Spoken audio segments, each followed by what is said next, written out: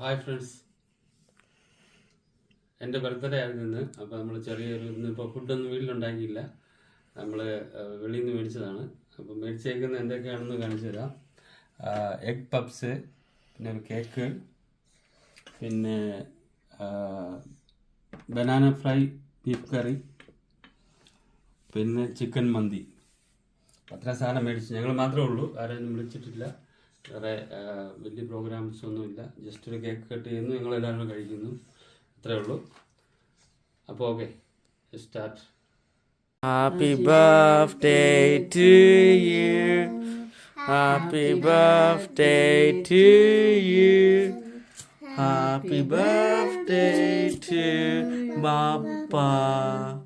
Happy birthday to you.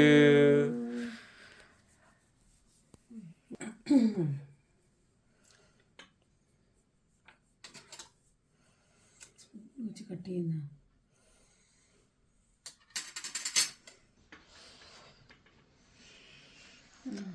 ആദ്യം പപ്പയ്ക്ക് കൊടുക്കണ്ട.